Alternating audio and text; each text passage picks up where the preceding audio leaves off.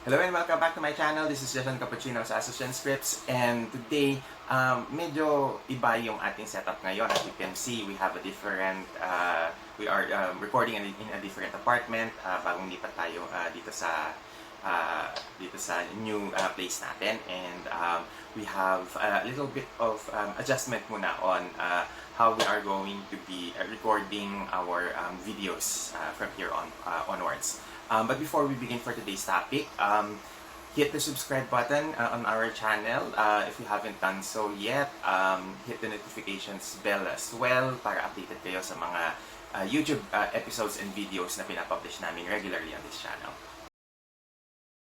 Okay, so lately, maraming naglipa ng mga post on social media, specifically on Instagram, na nagsasabi, Binibining Pilipinas 2019, officially signing off. And well, technically, they have already signed off when they have passed on their titles to their successors during the 2021 Binibining Pilipinas pageant, and they have they have crowned their respective successors, and they had their farewell walk and farewell speeches.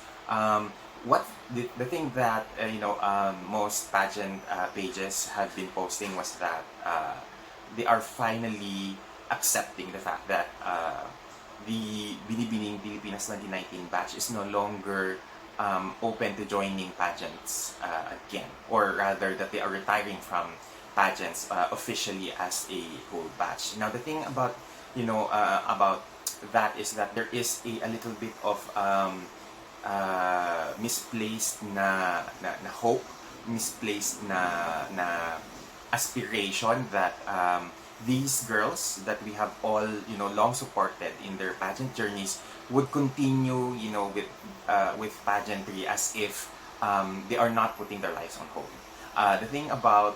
The reason why I wanted to talk about this topic, it's because I think for this episode, kinakailangan maliwanagan tayo kung ano yung what are the things that they are sacrificing when they are joining pageants. And the thing that is most evident that they are giving up is not just the opportunities that they have along their way, but rather they are basically freezing their lives for a year, for 2 years, in order for them to pursue their dreams and aspirations of becoming a beauty queen. And doon sa aspeto na yon, kinakailangan din siguro na maintindihan ng mga pageant fans that there are a lot of bigger sacrifices that they are giving up whenever they are joining pageants. Kaya hindi ganun kadali ang mag-join ulit ng isang national na competition, especially for the Binibining Pilipinas 2019 queens who have all been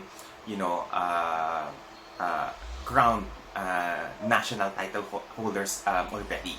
And nakita naman natin with the heartbreak that we saw Leren had in Miss Universe Philippines when she joined last year, that we were expecting her to finish higher than what she has placed, and hindi natin nakita yon. And nakita rin natin other beauty queens who are now enjoying very thriving careers, who we all want na sana magbigay pa ng isa pang chance na sumali ulit sa national pageant, and yet hindi na rin natin naiintindihan yung aspeto na kinakailangan nilang i-freeze yung mga careers nila just for them to be able to join a national pageant. Now, a lot of you might be thinking that isang beses pa, one more time, that one more time does not necessarily equate to just 3 months of their lives that they need to put on hold.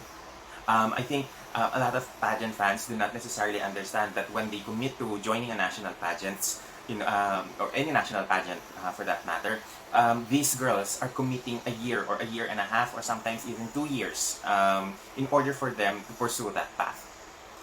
Nakita natin with the experience of Danielle Krishnan, who on her participation in Miss World Philippines last year, she had to take a leave of absence from her job and then risk it all joining Miss World Philippines. And when she said that it's Miss World Philippines or nothing, we saw that she did not get the the results that she wanted. And I think that was a very, very, very risk move on her part, because later on we saw naman that she resigned her runner-up position in order for her to pay attention to her career. And I think that was a very, a very bold move and a very honest and heartfelt, truthful move for her, because sino nga naman ang gugustuhin na mag-freeze ng career or mag-freeze ng kabuhayan in order for her to just, remain as a runner-up where hindi regular yung pasok ng project, or hindi regular yung pasok ng pera in terms of work. So I think it was a very smart move for Ganiel to give up the title and focus on her career instead. And I think that is a mirroring of what Emma is doing nowadays in her, in her quest na kahit na gusto ba niya na sumali ulit for another try, for one more time for the Miss Universe Philippines na title. However, she has to face also the reality that she has a budding career, a very good career as a broadcast journalist, as a as a TV anchor. And I think hindi lahat ng pagkakataon we have to keep on telling these girls, to sacrifice, these opportunities, because some of these opportunities, pag pinakawalan mo, hindi na babalik sa'yo. And I think Emma has been building momentum in her career as an anchor, as a TV host, and she has been doing a great job in her, in her TV reporting, in her news reporting na job. And I think that given the chance between a budding opportunity or a budding career, or a career that is, that has hit the ground running from the get-go, I think it was a wise decision for her ultimately that she is going to focus on that, rather risk, on a national competition na hindi naman, na wala namang kasiguraduhan. The thing kasi that we have to remember is that kapag sumali ka sa isang national na patimpalak and you won and you represented the country spectacularly, abroad, their expectation is that if you join another pageant, you are supposed to win that that national title once again. And kapag natalo ka, ang masakit at masaklap na parte nun is that people will remember that you lost your last bid rather than you won previously. And it is a sad but a painful reality na when you join a national pageant and you lose your second national pageant, people will always remember that you lost on your last try. That is a reality that we've seen with Catarina Rodriguez when she was first runner-up in Miss Intercontinental in her year in Binibining Pilipinas, and then when she lost and not even make semis or quarterfinals in Miss World when she competed as Miss World Philippines. So yun yung masakit na part, is that people and the fans would not necessarily remember that you were once a Binibining Pilipinas queen if you lost in another pageant system. And that is the reality that beauty queens would have to face. Beauty queens would have to calculate and weigh in if they are willing to take that risk. And speaking of careers, isa sa din sa mga inaasahan na sana sumali ulit this national pageant season is Patch Magtanong, who is already content with her career as a lawyer. And I think yung isa sa mga hindi nakikita ng mga pageant fans is that kung nakikita mo ang mga kasabayan mo who are already thriving in their careers as lawyers, as doctors, as professionals, tapos ikaw nag-uumpisa pa lang, parang ang saklap ng pakiramdam, because somehow you will feel that you are left behind. And I think that is a feeling that kinakailangan mong i-address if you want to risk that once again, just for to satiate yung desire mo, or to satiate yung desire ng mga pageant fans for you to join another national competition. And I think yun yung bagay na hindi naiintindihan ng ibang mga fans, because they keep on pushing these girls na isang beses pa, one more chance, one more time, one more shot at the title. And I think with all the good intentions behind those prodding for these girls to join, there is also a huge risk, a huge emotional investment that is very much kakambal ng pag-join ng pageants. And those, beauty queens who chose career or other opportunities after pageantry, I think these are the things that kinakailangan nating irespeto, at kinakailangan nating bigyan ng pagpupugay in some sort, because hindi ganun kadali for them to, let go of an opportunity to represent the country in another international competition. And hindi rin ganun kadali na mag-give up on a lifelong dream, such as winning, Miss Universe or Miss International or Miss World, simply because you want that shot at the crown. Hindi kasi guruduhan din kasi na ikaw ang mananalo, and as they said, bilog ang mundo, bilog ang bola. It can, go where gravity wants it to, or where destiny wants it to. Another aspect na kinakailangan din natin isipin is that when beauty queens